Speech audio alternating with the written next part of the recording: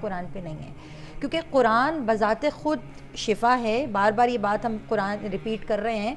और जो शिफ़ा होती है, अब जैसे तुम अगर डिस्प्रिन खाते हो तो हम यानी डिस्प्रिन जो है वो अंदर जाके ये नहीं देख रही होती कि आया कि ये शख्स किस अक़ीदे से खा रहा है। तो कुरान भी जो है वो एक ऐसी किताब है कि जिसका असर है, चाहे वो नॉन मुस्लिम पढ़े चाहे वो मुस्लिम पढ़े।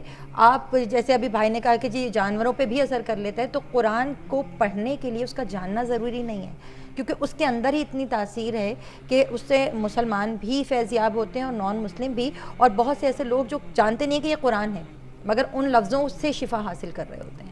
और अगर तुम तौरात इंजील की बात लो तो उनमें भी इम्पैक्ट्स हैं, उनकी बातों को भी लोग फॉलो करके उससे भी शिफा हासिल करें। अच्छा डॉक्टर साहब, आपसे पूछूंगी कि जैसे कुछ लोगों के ऊपर जादू हो जाता है, काला जादू हो जाता है, तो क्या अगर उनको पट्ठों में दर्द हो रही है तो क्या वो किसी बाबा के पास जाएं या फिर डॉक्टर साहब के पास जाएं? डॉक्टर साहब के पास तो वो दवाई के लिए जाएगा ही जाएगा, अगर उसे दर्द हो रही है या व्हाटएवर। अगर उसे ये ख्याल है काला जादू से पट्ठों में दर्द हो रही है तो उसे तो नहीं पता कि उसे काला जादू है। काला जादू तो कोई और उसको डायग्नोज करेगा ना, जो उस इल्म का कोई बंदा जो स्पेशलिस्ट होगा वो करेगा, ठीक है। दर्द जो है उसकी दवाई जितनी दुनिया इसको सुन रही है, मैं बार बार इंतहाई ब्रीफ लेकिन जामे तरीन मैसेज दे रहा हूँ कि कोई भी शख्स जो पढ़ भी नहीं सकता वो कुरान को सुन ले, और किसी मोमिन की आवाज़ हो, आशिक की आवाज़ हो, जैसे कारी अब्दुल बासित अब्दुल समद की आवाज़ में मैं कह रहा हूँ, आप उसको, जो पुराने कारी बासित थे मिस्री, उनकी आवाज़ में आप कुरान को सुने। जितने लोग, जितने मसाइल वाले हैं, डॉक्टर साहब जो कुछ भी बता रहे हैं उसको करें, सदकात दें। खाना तो गंदगी है, खा लिया तो गंदगी है, और खिला दिया तो बंदगी है। ये इतना सा फ़र्क को समझें तो सदका जो है वो बलाओं को टालता भी है। असल बीमारी आपकी नफ़रत है। मुस्लिम है या नॉन मुस्लिम है, इंसान है या कोई मखलूक है, कुरान सबके लिए। मैं ये कह रहा हूँ कि उसको वो सुन ही ले। मैं कौमे वाले पेशेंट के पास लगाता हूँ तो जो रिजल्ट्स हैं वो मेरे तमाम दोस्त जानते हैं। मैं 10 साल से इस पर रिसर्च कर रहा हूँ। और एक मेन मैसेज जो लोगों का भला हो जाएगा, गंदम की गोली खा के हमारे बहुत ज़्यादा लोग आते हैं, जहर सुइसाइड कर लेते हैं, और घर वाले कहते हैं इस पर जादू था और इसने कर लिया और ये हो गया वो हो गया। और मेडिकल साइंस ये कह रही है कि उससे 100 के 100% लोग मर जाते हैं, ठीक है। गोरे की किताब भी यही कह रही है। क्या पाकिस्तान में जादू के खिलाफ कोई लॉ कानून कुछ नहीं है? बेटा लॉ और कानून जो है वो आप किसी के खिलाफ क्यों बनाएंगे? जो जादू करवाते हैं उन्हें कोई बुलाता तो नहीं है, वो खुद ही जाके करवाते हैं। तो नफरत असल में जादू है। मैं बार बार कह रहा हूँ कि लोग अपनी हिर्स और लालच के लिए करते हैं। तो गंदम की गोली के पेशेंट्स हमारे ICU में लास्ट 4 ईयर्स में 75% वेंटिलेटर्स पे रहे, हार्ट रुक गए, दोबारा चलाया, लेकिन 75%, बल्कि 100 में से 75%, डाटा है सारा कंप्यूटर में हॉस्पिटल के, 75% पेशेंट्स जो हैं वो अपनी टांगों पे चल के गए, चाहे कोई महीना वेंटिलेटर पे रहा या कुछ भी होता रहा, 7 सूरह रहमान लगती रही, और बाकी हमने फुल मेडिकल इलाज उसका। एक और कॉल है, साथ लेना चाहूंगी मिसेस मेहजबीन की। जी अस्सलाम वालेकुम। वालेकुम अस्सलाम। जी क्या पूछना चाहेंगी? मैं आपकी आवाज़ बहुत कम आ रही है।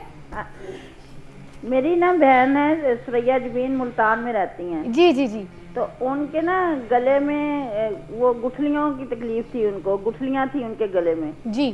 उसका 2-3 दफा ऑपरेशन करवा चुके हैं। अच्छा। अब वो जो है ना इतनी फिर फैल चुकी हैं, बार बार हो जाती हैं, और अब कहते हैं कि गले के अंदर खुराक की नाली में भी हो गई हैं जी। तो वो हर किस्म का इलाज करा चुके हैं। अब वो डॉक्टर ऑपरेशन के लिए भी नहीं मान रहे उनके, तो अच्छा। उसके लिए कोई आप बताएं। जी thank you so much for your call. अभी आप सुनिए प्रोग्राम, आपको बताते हैं। जी इसमें पहले जो बात चल रही थी, मेरा ख्याल कि इंटरनेशनल लेवल पे अगर देखें ना, इसमें रिसर्चेस मौजूद हैं। कैंसास सिटी के अंदर मिड अमेरिकन हार्ट इंस्टीट्यूट में ब्लेसिंग के ज़रिए उन्होंने पेशेंट के 2 ग्रुप बनाए। कुछ के लिए दुआ की गई और कुछ को दवाई, दोनों को दी गई। जो जिनके लिए दुआ की गई वो लोग जल्दी सेहतयाब हुए, क्योंकि ब्लेसिंग हर मज़हब में अपना अपना अंदाज़ है। रूहानियत के लोग इंटरनेशनल लेवल पे स्पिरिचुअल हीलर चल रहे होते हैं, लेकिन वो इंटरनेशनली 7 तरीके इंटरनेशनल हीलिंग के हैं, जिसमें prayer method is the best method. उसमें साइकिक एबिलिटीज़ इस्तेमाल करते हैं, कंसंट्रेशन का, एडवांस लेवल ऑफ कंसंट्रेशन का मेथड जो है उसको इस्तेमाल करते हैं। ये जो मुख्तलिफ़ तरीका है रूहानियत हैं, ये मुख्तलिफ मज़ाहिब के अंदर मुख्तलिफ अंदाज में चल रहे होते हैं। हर मज़हब अपने अपने अंदाज में उसे प्रैक्टिस कर रहा होता है, लेकिन कुरान करीम की ब्लेसिंग जो है ये लाजवाल है, इसमें कोई शक नहीं, क्योंकि इसमें हम लोगों को प्रैक्टिकली इफेक्ट देते हैं। ये नहीं कि मुस्लिम और गैर मुस्लिम को भी। अभी वो जो कॉल आई थी वो क्या करें एग्जैक्टली, वो जो बता रहे थे कि ऑपरेशन का उनका ऑपरेशन, इसमें गिल्टियों के केस, सिस्ट के केस काफ़ी हमारे पास आए बेशुमार, जिनको अल्लाह रब्बुल इज़्ज़त ने पाक कलाम की बरकत से शिफा दी। गुलबर्ग में ऐसी एविडेंसेस मौजूद हैं जिनके गले के अंदर बोलने से भी अल्लाह रब्बुल इज़्ज़त वो उसका करम होता है, परवरदिगार का। मैं समझता हूँ कि जब कुरान एक ब्लेसिंग अंदर चल रही होती है, वो क़ुव्वतें अल्लाह के करम की ज़िक्र इलाही की चल रही होती हैं, तो उससे जब किसी को टच दिया जाता है तो उस परवरदिगार का पाक कलाम उन तक ज़रूर पहुँचता है, चाहे वो फ़िज़ा में नहीं देखता कि कितनी दूर है। अब अमेरिका से, पूरी दुनिया से लोग हमारे पास फ़ोन पे ही रब्ता करते हैं और अल्लाह रब्बुल इज़्ज़त उन्हें वहाँ बैठे ही शफा देते हैं। वो उसकी करम नवाजी है। वो ये कुरान करीम हमारा जो है जितना भी है ये ब्लेसिंग है। एक एडिशनल मैसेज में साथ डॉक्टर साहब बार बार इस बात का जिक्र कर रहे हैं, अपने घर में, अपने लिबास में, अपने सोने की जगह पे पाकी का ख्याल करें, सफाई नहीं, पाकी का ख्याल करें।